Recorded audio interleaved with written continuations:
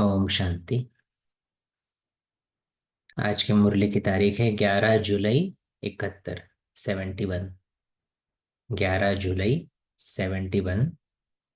मुरली का टाइटल है विश्व कल्याणकारी बनने के लिए मुख्य धारणाएं। विश्व कल्याणकारी बनने के लिए मुख्य धारणाएं। बाबा कहता आज के इस संगठन को कौन सा संगठन कहे। गुजरात का संगठन। अपने आप को गुजरात का तो नहीं समझते हो। जैसे बेहद का मालिक, जैसे बाप बेहद का मालिक है, वैसे भले कहाँ भी निमित्त बने हुए हो, लेकिन हो विश्व कल्याणकारी। तो दृष्टि अथवा वृत्ति अथवा स्मृति में भी विश्व कल्याणकारी की भावना सदैव रहती है कि गुजरात के कल्याण की भावना रहती है। गुजरात में रहते लक्ष्य तो विश्व का रहता है ना। तो बाबा वही कह रहे हैं कि हम कहाँ के हैं। हम सारे विश्व के हैं। तो कल्याण भी कैसे करना, जैसे बाप विश्व का कल्याण करता, हमें भी। तो इसलिए बाबा कहते हैं बेहद के सर्विस में हो ना। ये तो निमित्त ड्यूटी दी हुई है और वो निमित्त बनकर बजा रहे हो। लेकिन नशा क्या रहता है। वर्णन तो यही करते हो ना कि हम विश्व कल्याणकारी है, विश्व का परिवर्तन करना है। तो जो भी सर्विस करते हो वह सर्विस के साधन बनाते हो, उसमें भी शब्द तो विश्व का लिखते हो ना। विश्व का नवनिर्माण करने वाले हो। विश्व का परिवर्तन होता जाता है। आवाज एक जगह किया जाता है, लेकिन फैलता तो चारों ओर है ना। तो भले निमित्त एक स्थान पर आवाज बुलंद करते हो, लेकिन फैलता तो चारों ओर है ना। जैसे आज भी सुबह कहा ना बाबा ने, भारत में आवाज हो जिसके जो चीजें विदेश में छपे, और फिर विदेश के आवाज से भारतवासी जगे। इसलिए बाबा कह रहा है भले निमित्त एक स्थान पर आवाज बुलंद करते हो, लेकिन फैलता तो चारों ओर है ना। तो विश्व कल्याणकारी बनने के लिए मुख्य दो धारणाएं आवश्यक हैं, जिससे हद में रहते भी बेहद का कल्याणकारी बन सकते हैं। अगर वो धारणा न रहे तो उनका आवाज, उनकी दृष्टि बेहद विश्व के तरफ नहीं पहुंच सकती। तो विश्व कल्याणकारी बनने के लिए दो धारणाएं कौन सी है। आप किन दो धारणाओं के आधार पर विश्व के कल्याण का कर्तव्य कर रही हो। तो विश्व कल्याण की जो शुभ भावना है उसका प्रत्यक्ष फल तो जरूर मिलता है। भावना का फल तो भक्ति मार्ग में भी मिलता है, लेकिन वो अल्पकाल का है और ये सदा काल का है। तो उस प्रत्यक्ष फल की प्राप्ति के लिए मुख्य दो धारणाएं कौन सी है। बिगर धारणा के तो अपनी व सर्विस की उन्नति नहीं हो सकती है। तो वो कर रहे हो और करनी ही है। करेंगे ये शब्द भी नहीं, करना ही है। तो मुख्य दो धारणाएं हैं ईश्वरीय रुहाब और साथ में रहम। रुहाब माना स्पिरिचुअल अथॉरिटी। अथॉरिटी है लेकिन वह इंपॉर्टेंट शब्द उसमें स्पिरिचुअल है, क्योंकि अथॉरिटी का कभी कभी रोब चढ़ता है ना, एरोगेंस आता है। तो बाबा कहते हैं रोब नहीं, रुहाब और साथ में रहम। अगर रुहाब और रहम दोनों ही साथ साथ में है और समान है, तो दोनों गुणों की समानता से रूहानियत की स्टेज बन जाती है। इसको ही रूहानियत व रूहानी स्थिति कहा जाता है। तो रुहाब भी पूरा हो और रहम भी पूरा हो। अभी रुहाब को छोड़ सिर्फ रहम करते हो, व रहम को छोड़ सिर्फ रुहाब में आते हो। इसलिए दोनों की समानता से जो रूहानियत की स्थिति बनती है उसकी कमी हो जाती है। सिर्फ रहम करेंगे तो भी वो जो गलती कर रहा है उसको भी हम नजरअंदाज करेंगे। सिर्फ रुहाब होगा तो अथॉरिटी होगी, लेकिन रहम की भावना नहीं रहेगी। और इसलिए बाबा कहते हैं उससे क्या हो जाता है, जो डिटैच की अवस्था है, न्यारे और प्यारेपन की अवस्था है, जिसको रूहानियत भी कहते हैं, उसकी कमी हो जाती है।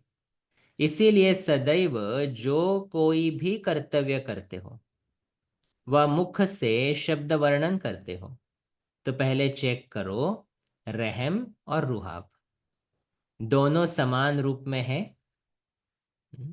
एक स्पिरिचुअल अथॉरिटी चाहिए सबसे पहले मेरे अंदर, ताकि मैं अंदर से डिस्टर्ब ना हो।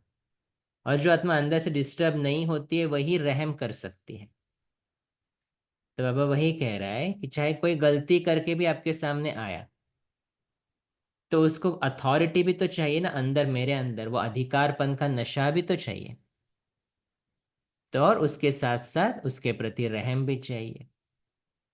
तो दोनों समान रूप में है। दोनों को समान करने से एक तो अपना स्वमान स्वयं रख सकेंगे, दूसरा सर्व आत्माओं से भी स्वमान की प्राप्ति होगी। स्वमान को छोड़ मान की इच्छा रखने से सफलता नहीं हो पाती है। जिसके पास वो अंदर रुहाब रहेगा उसके अंदर रूहानियत है, उसको बाहर के मान की अपेक्षा नहीं है। लेकिन बाबा कहते अगर स्वमान को छोड़ देते हो, अपने अंदर की अथॉरिटी को भी छोड़ देते हो, तो क्या हो जाएगा। बाबा कहते फिर मान की इच्छा, जैसे कल भी बाबा ने कहा ना, स्व को भूल जाते हो और फिर सफलता नहीं हो पाती।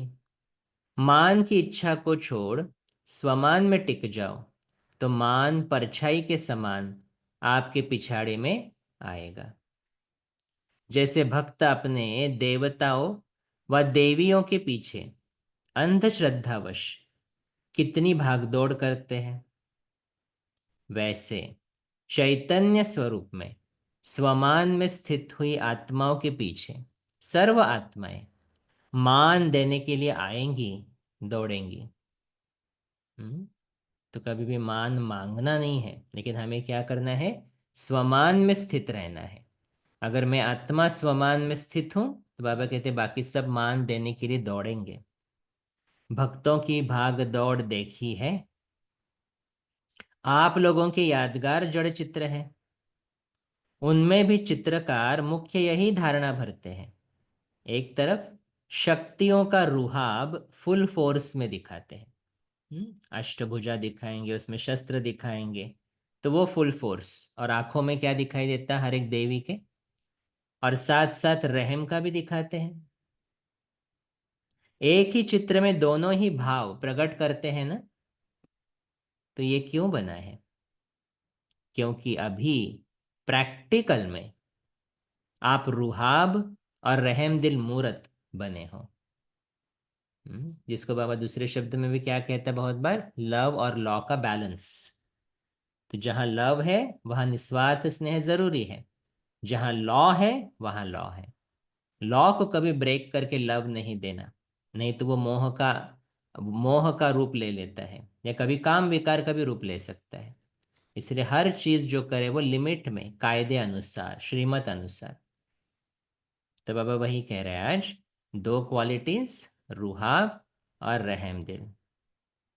तो आप लोग अभी जब सर्विस पर हो तो सर्विस के प्रत्यक्ष फल का आधार इन दो मुख्य धारणाओं के ऊपर है।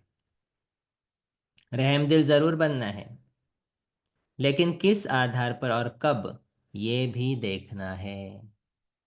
हम्म तो ऐसा नहीं किसी ने गलती की, किसी ने श्रीमत का उल्लंघन किया, जैसे मधुबन में अगर किसी ने कुछ गड़बड़ की है, श्रीमत का पूरा उल्लंघन हुआ है, तभी फिर भी उसको वही चांस देना, वही सबके आगे रखना, ऐसे नहीं कर सकते। वहां पर तो फिर रहम नहीं, वहां पर स्पिरिचुअल अथॉरिटी भी तो चाहिए ना। तो अथॉरिटी है, लेकिन वहां पर कहीं पर भी रोब नहीं है। तो जो जिसको बाबा कहता है कि थोड़ा असर्टिवनेस होना चाहिए। कि आपको कम्युनिकेट करना है उसकी गलती, तो असर्टिव जरूर बनो, लेकिन क्रोध नहीं आवे। तो बाबा उसके लिए कह रहा है रुहाब रखना जरूर है, लेकिन कैसे और किस तरीके से प्रत्यक्ष करना ये भी देखना है।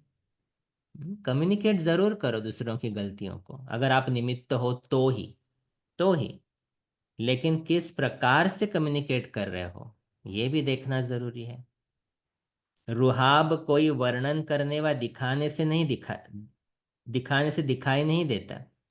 रुहाब नैन चैन से स्वयं ही अपना साक्षात्कार कराता है। अगर उसका वर्णन करते हैं तो रुहाब बदल कर रोब में दिखाई देता है। हम्म, ये इंपॉर्टेंट है कि रुहाब में सिर्फ नैन और चैन, उससे ही समझ में आएगा अथॉरिटी उनकी। जैसे दादियों ने क्या किया, दादी प्रकाश मणि ने इतना बड़ा यज्ञ संभाला, लेकिन उनकी चाल चलन में वो अथॉरिटी थी, वो अधिकार पने का नशा था, लेकिन उन्होंने रोब नहीं किया कभी। अगर वर्णन करते हो तो बाबा कहते हैं वर्ड्स में आ गए, तो बाबा कहते हैं वो रोब में कन्वर्ट हो जाता है। तो रोब नहीं दिखाना है, रुहाब में रहना है। तो रोब को अहंकार व क्रोध की वंशावली कहेंगे, इसलिए रोब नहीं दिखाना, लेकिन रुहाब में जरूर रहना है। जितना जितना रहमदिल के साथ रुहाब में रहेंगे तो फिर रोब खत्म हो ही जाएगा। कोई कैसी भी आत्मा हो, रोब दिलाने वाला भी हो, तो रुहाब और रहमदिल बनने से रोब में कभी नहीं आएंगे। ऐसे नहीं कि सरकमस्टांस ऐसे थे, वह ऐसे शब्द बोले तो ये करना ही पड़ा, करना ही पड़ेगा, ये तो होगा ही, अभी तो संपूर्ण बने ही नहीं है। तो ये शब्द अथवा भाषा इस संगठन में नहीं होनी चाहिए, क्योंकि आप निमित्त सर्विस के हो। इसीलिए इस संगठन को मास्टर नॉलेजफुल और सर्विसेबल सक्सेसफुल संगठन कहेंगे। जो सक्सेसफुल है वो कोई कारण नहीं बनाते। हम्म? ऐसा था ना इसलिए थोड़ा आवाज बढ़ाना पड़ा, ऐसा था ना तो ये शब्द बोलने पड़े। बाबा कहते हैं जो आत्माएं सर्विसेबल है, नॉलेजफुल है, सक्सेसफुल है, वो ऐसी भाषा कभी नहीं करेंगे। वो कारण को निवारण में परिवर्तन कर देते हैं, कारण को आगे नहीं रखेंगे। तो मास्टर नॉलेजफुल सक्सेसफुल आत्माएं कोई कारण के ऊपर सक्सेसफुल नहीं बन सकते। सक्सेसफुल है ना, सफलता मूर्त आत्माएं है। तो बाबा कहते कोई कारण आ गया कि ऐसी ऐसी परिस्थिति आ गई, क्या उसके ऊपर बाबा कहते आप सक्सेसफुल नहीं बन सकते, क्या उसका निवारण नहीं दे सकते। जो मास्टर नॉलेजफुल सक्सेसफुल होते हैं वो अपनी नॉलेज की शक्ति से कारण को निवारण में बदली कर देंगे, फिर कारण खत्म हो जाएगा। तो निमित्त बनने वालों को विशेष अपने हर संकल्प के ऊपर भी अटेंशन रखना पड़े, क्योंकि निमित्त बनी हुई आत्माओं के ऊपर ही सभी की नजर होती है। अगर निमित्त बने हुए ही ऐसे ऐसे कारण कहते चलते, तो दूसरे जो आपको देख आगे बढ़ते हैं वो आपको क्या उत्तर देंगे। इस कारण से हम नहीं आ सकते, चल नहीं सकते। तो जब स्वयं ही कारण बताने वाले हैं तो दूसरों के कारण को निवारण कैसे करेंगे। हम्म, हम हर एक आत्मा क्या है, बाबा का निमित्त आत्मा है। चाहे छोटे एरिया के लिए है, चाहे अपने लौकिक परिवार के लिए है, चाहे एक दो आत्माओं की सेवा के लिए, लेकिन है ना, निमित्त तो है, विश्व परिवर्तन की निमित्त है। तो ये क्वालिटी जो बाबा बता रहा है, रुहाब और रहम, ये हम हर एक आत्मा में होनी चाहिए। और बाबा कहते हैं अगर आप निमित्त हो तो आप कोई प्रॉब्लम्स या कारण में नहीं फंस सकते, क्योंकि अगर आप ही कारण में फंसे तो दूसरों के कारण का निवारण कैसे होगा। इसलिए तो बाबा हमेशा कहते थे ना साकार में, जैसा कर्म मैं करूंगा मुझे देख दूसरे भी करेंगे। तो मैं ही कारण दे रहा हूं और मैं एक्सपेक्ट कर रहा हूं कि मेरा रिलेटिव ज्ञान में आ जाए, ये रेगुलर मुरली में हो जाए, ये नहीं हो सकता है। क्योंकि वो मुझे फॉलो कर रहे हैं। तो इसलिए बाबा कहते हैं आप स्वयं कारण बना बताने वाले नहीं। आप नॉलेजफुल हो, सक्सेसफुल हो, सर्विसेबल हो, तो बाबा कहते हैं कारण के ऊपर भी सक्सेस, सफलता, माना निवारण ढूंढो। तो बाबा कहते हैं लोग तो सभी जानने वाले हो गए हैं। जैसे यहाँ दिन प्रतिदिन नॉलेजफुल बनते जाते, वैसे ही दुनिया के लोग भी विज्ञान की शक्ति से, विज्ञान की रीति से नॉलेजफुल होते जाते हैं। वो आप लोगों के संकल्पों को भी मस्तक से, नयनों से, चेहरे से चेक कर लेते हैं। जैसे यहाँ ज्ञान की शक्ति बढ़ती जाती है, वैसे वहां भी विज्ञान की शक्ति कम नहीं है, दोनों का फोर्स है। तो अगर निमित्त बनने वालों में कोई कमी है तो वो छिप नहीं सकते। इसीलिए तुम, हम सभी को बाबा कह रहा है, किसी विशेष निमित्त को नहीं कह रहे, हम सभी को।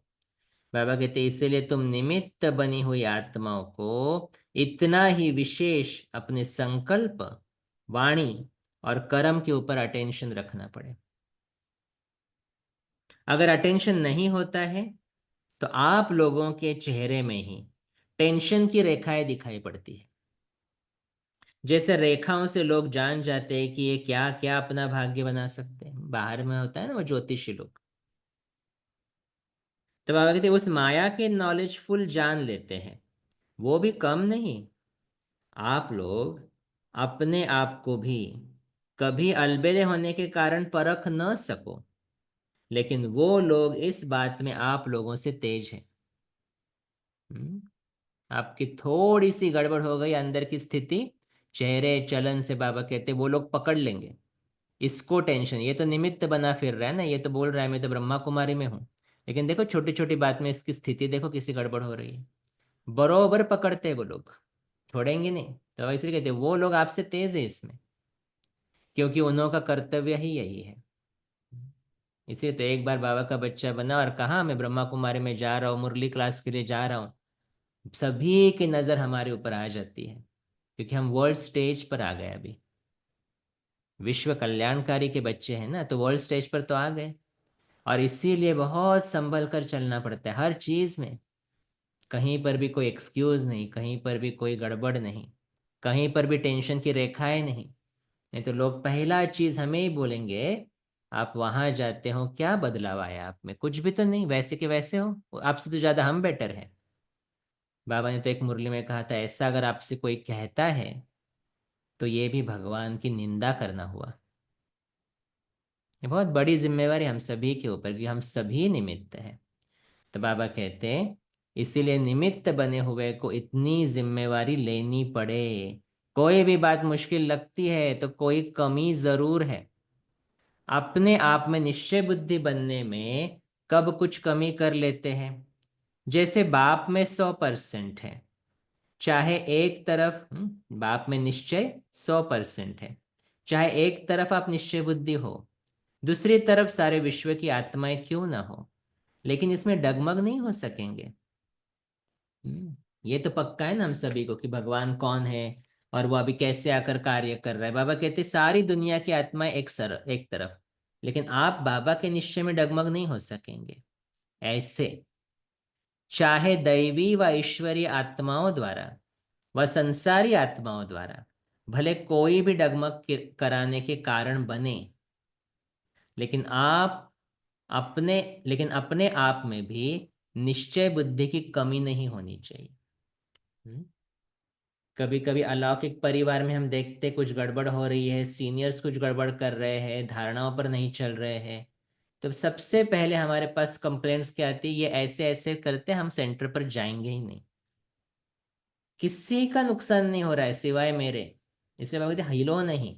या फिर बाहर के लोग कान भरना शुरू करेंगे, वहां जाएंगे ना तो ये होगा वो होगा, ये छोड़ना पड़ेगा, वो लोग ऐसे होते हैं, ये सब कुछ बोलेंगे। लेकिन बाबा कहते इसमें भी आपको डगमग नहीं होना है। बाबा कहते इसीलिए रुहाब के साथ रहम भी रखना है। तो अंदर से जो अथॉरिटी होगी वो रुहाब में रहेगा। राजा को कोई बताओ आप नौकर हो, नहीं, उसको तो मालूम है मैं राजा हूं ना, वो हिलेगा नहीं अंदर से। वैसे मैं भगवान का बच्चा हूँ, ये अथॉरिटी है मेरी। विश्व का मालिक बनने वाला हूँ, ये अथॉरिटी है मेरी, उसमें पक्का। लेकिन उसके साथ साथ दूसरों के प्रति रहम। अभी मैं राजा बनने वाला हूँ, अरे तू तो क्या, तू तो नौकर चाकर है, तू तो प्रजा का भी नौकर चाकर है, तू तो चंडाल है, ऐसा थोड़ी ना बोलेंगे किसी को। चाहे कोई पुरुषार्थ नहीं भी कर रहा है, लेकिन उसके प्रति क्या है फिर, रहम की भावना, इसका भी कल्याण हो जाए।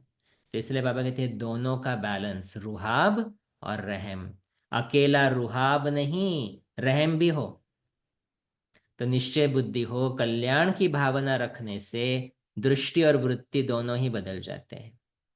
कैसा भी कोई क्रोधी आदमी, सामना करने वाला, वह कोई इंसल्ट करने वाला, गाली देने वाला हो, लेकिन जब कल्याण की भावना हर आत्मा के प्रति रहती है, तो रोब बदल कर रहम हो जाएगा। फिर रिजल्ट क्या होगी, उसको हिला सकेंगे? वो शुभ कल्याण की भावना उसके संस्कारों को परिवर्तन करने का फल दिखाएगी। भले वो 2 दिन 3 दिन गुस्सा कर रहा है हमारे ऊपर, लेकिन मैं अंदर से एकदम काम हूँ, उसके उसके प्रति एकदम शुभ भावना, रहम की भावना रख रहा हूँ। तो बाबा कहते फाइनली वो भी तो कहेगा ना कि आपको इतना तंग किया, आप बिल्कुल भी हिले नहीं, आपकी शुभ भावना मेरे प्रति हमेशा रही। तो उसके संस्कार परिवर्तन करने में ये मदद करेगी। अच्छा, ओम शांति। वैसे और भी 2 पेज है मुरली के, लेकिन यहाँ पे स्टॉप करते हैं। 30 सेकंड्स बाबा को याद करते हैं, फिर हैंड रेस करें सभी और पॉइंट्स शेयर करें। ओम शांति।